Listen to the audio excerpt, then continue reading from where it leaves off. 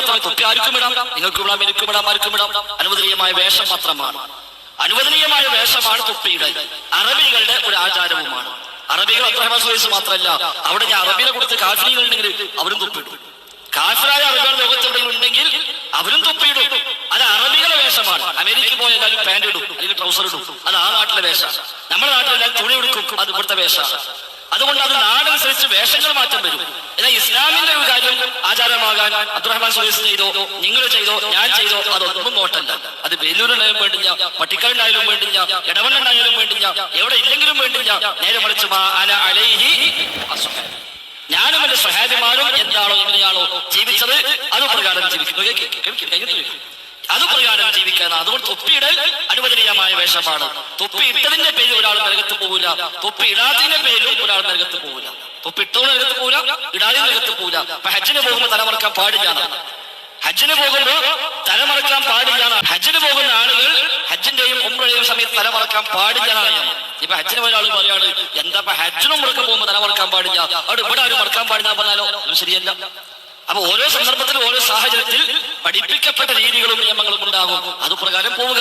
ഒരു തലമറക്കൽ ഒരു അനുവദനീയമായ വേഷമാണ്, ഹലാലായ ജായിസായ വേഷമാണ്. അത് ആർക്കും സ്വീകരിക്കാം. അത് സ്വീകരിച്ചതിന്റെ പേരിൽ നരകത്തിൽ പോവില്ല, അത് ചെയ്യാത്തതിന്റെ പേരിലും നരകത്തിൽ പോവില്ല. നേരെ മറിച്ച് ഒരു കാര്യം ദീനായി മാറണമെങ്കിൽ, ഒരു കാര്യം മതമായി മാറണമെങ്കിൽ അതിന് അല്ലാഹുവിന്റെ റസൂലിന്റെ സുന്നത്ത് വേണം, സ്വഹാബത്തിന്റെ മാതൃക വേണം. അതിലില്ലാത്ത ഒന്ന് ലോകത്ത് എവിടെ ഉണ്ടെങ്കിലും ആര് ചെയ്താലും അത് ദീനാവുകയില്ല. ഒട്ടനവധി കാര്യങ്ങൾ അതൊന്നും സ്വീകരിക്കുന്നില്ല.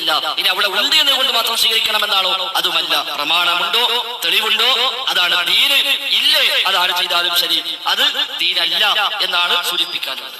നിങ്ങളൊക്കെപ്പായിട്ടുണ്ട് അവിടെ, അവിടുത്തെ എല്ലാവരും നിങ്ങളൊക്കെപ്പായിടുന്നു. ഞാൻ ഒന്നുമില്ല. ആ ഖതീബ് നിങ്ങളൊക്കെപ്പായിട്ട് എപ്പോഴും നടക്കുന്നത്, ഖുതുബയിൽ മാത്രമല്ല. അയാൾ എപ്പ പുറത്തിറങ്ങിയാലും നിങ്ങളൊക്കെപ്പായം ധരിക്കുന്നു. വീട്ടിൽ ചോദിക്കാം, മക്കത്തല്ലേ നബി വന്നത്, നബി ഇട്ടത് നിങ്ങളൊക്കെപ്പായല്ലേ, അവിടെ നമ്മൾക്ക് നിങ്ങളൊക്കെപ്പായെന്ന് പറഞ്ഞാലോ? അല്ലാഹുവിന്റെ റസൂൽ മക്കത്ത് ജീവിച്ചപ്പോ സഞ്ചരിച്ചത് അധികവും കഴുതപ്പുറത്തും ഒട്ടകപ്പുറത്തുമാണ്. മക്കയിൽ നബി സഞ്ചരിച്ചത് ഒന്നുകിൽ കഴുതപ്പുറത്ത് അല്ലെങ്കിൽ ഒട്ടകപ്പുറത്ത്. അതുകൊണ്ട് ഇപ്പൊ ഒരാൾ നമ്മോട് പറയാണ്, നമ്മൾ ആരും കാറും ബസ് ഉപയോഗിക്കാൻ പാടില്ല, കഴുതപ്പുറത്തോ ഒട്ടകപ്പുറത്തേ പോകാൻ പാടുള്ളൂ എന്ന് പറഞ്ഞാൽ ഞാൻ നിങ്ങൾ സമ്മതിക്കില്ലല്ലോ. അതേ റസൂൽ മക്കത്ത് ജീവിച്ചപ്പോൾ ഭക്ഷിച്ചത് അധികവും ഗോതമ്പാണ്, അതേപോലെ കാരക്കയാണ്. കാരക്കയും ഗോതമ്പാണ് കഴിച്ചത്. അതുകൊണ്ട് അരി തിന്നാൻ പാടില്ല, പൊടി കഴിക്കാൻ പാടില്ല, പയർ തിന്നാൻ പാടില്ല, ഗോതമ്പും കാരക്കയും മാത്രമേ പാടുള്ളൂ എന്നൊരാൾ പറഞ്ഞാൽ നമ്മൾ സ്വീകരിക്കുമോ? ഇല്ലല്ലോ. റസൂലുള്ളാഹി സ്വല്ലല്ലാഹു അലൈഹി വസല്ലം തങ്ങളുടെ വീട് ഈത്തപ്പയുടെ ഓല മേഞ്ഞതായിരുന്നു. അതുകൊണ്ട് നമ്മളാരെങ്കിലും പറയോ ആ വീട് മാത്രമേ പാടുള്ളൂവെന്ന്? ഇല്ലല്ലോ. ആ നബിതങ്ങൾ കടന്നുറങ്ങിയത് പലപ്പോഴും മണലിലായിരുന്നു, ഈത്തപ്പന ഓലയിലായിരുന്നു. അതുകൊണ്ട് ബെഡ് പാടില്ല, കട്ടിൽ പാടില്ല എന്ന് നമ്മളാരെങ്കിലും പറയുമോ? ഇല്ല. അല്ലാഹുവിന്റെ റസൂൽ കറുത്ത തലപ്പാവ് ധരിച്ചിട്ടുണ്ട്. ഇമാം മുസ്ലിം ഹദീസിൽ കാണാൻ പറ്റും. ഫതഹിന്റെ അന്ന് കറുത്ത തലപ്പാവ് ധരിച്ചുകൊണ്ട് നബിതങ്ങൾ വന്നു. അതുകൊണ്ട് കറുത്ത തലകെട്ടേ കെട്ടാൻ പാടുള്ളൂ എന്നൊരാൾ പറഞ്ഞാലോ? അതും ശരിയല്ല. അല്ലാഹുവിന്റെ റസൂൽ തല തുറന്നിട്ട് നടന്ന സന്ദർഭങ്ങൾ ഉണ്ടായിട്ടുണ്ട്. സ്വഹാബിമാർ പലരും തലയിൽ ഒന്നുമില്ല, ഒറ്റ തുണിയെടുത്ത് ജീവിച്ചവരാണ്. കാരണം അവർ പട്ടിണിയാണ്, അധികം ഭക്ഷണം കഴിക്കാനില്ല, വസ്ത്രം സ്വീകരിക്കാനില്ല, ഒറ്റ തുണിയെടുത്തിട്ടാണ് അവർ പലപ്പോഴും നടന്നിരുന്നത്. നിസ്കരിക്കാൻ സമയത്ത് ചുമല് മറക്കണം, പിരടി മറക്കണം എന്ന് പഠിപ്പിക്കപ്പെട്ടപ്പോ ഉടുത്ത തുണി അഴിച്ചിട്ട് അവർ കഴുത്തിലൂടെ കെട്ടി എന്നാണ്. സുന്നത്ത് കല്യാണം കഴിഞ്ഞ കുട്ടികൾ തങ്ങളുടെ തുണികൾ കെട്ടുന്നത് പോലെ അവർ തങ്ങളുടെ തുണികൾ ഈ പിരടിലൂടെ കെട്ടിയിട്ടാണ് അവർ നിസ്കരിച്ചത് എന്ന് ഹദീസിൽ കാണാൻ കഴിയും. അതുകൊണ്ട് തന്നെ അത് ഒരു നാട്ടിൽ ഓരോ സാഹചര്യങ്ങളിൽ ഓരോ നാടുകളിൽ വ്യത്യസ്തമായ രീതികൾ ഉണ്ടാവും. അത് മതത്തിന്റെ ഭാഗമായി മാറണമെങ്കിൽ വഹയ് പ്രകാരം പഠിപ്പിക്കണം. അതുകൊണ്ട് മക്കയിൽ അല്ലാഹു റസൂൽ വന്നു, അത് ശരി തന്നെയാണ്. മക്കയിലും മദീനയിലുമായി പ്രവാചകർ മതം പഠിപ്പിച്ചു. ഇതിനാൾ ആ വേഷം സ്വീകരിച്ചു, നല്ല കാര്യം.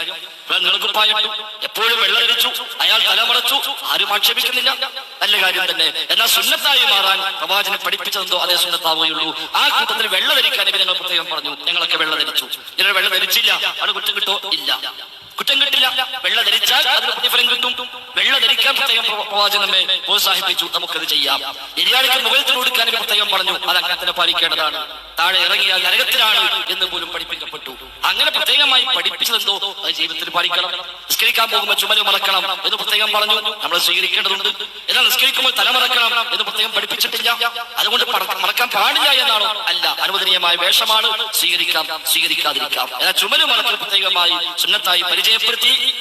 ചുമലിൽ ഒന്നുമില്ലാതെ നമസ്കരിക്കരുത് എന്ന് തന്നെയും ഹദീസിൽ വന്നു. അതുകൊണ്ട് കുപ്പായമില്ലെങ്കിൽ മുണ്ടോ ഒക്കെ ചുമലിൽ ഇട്ടുകൊണ്ടാണ് നമസ്കരിക്കേണ്ടത് എന്നാണ് മക്കയിൽ നിന്ന് മദീനയിൽ നിന്ന് അല്ലാഹുവിന്റെ റസൂൽ പഠിപ്പിച്ച, ഇന്നും അവരുടെ പണ്ഡിതന്മാർ പഠിപ്പിക്കുന്ന ആദർശം എന്ന് നമ്മൾ തിരിച്ചറിയുക.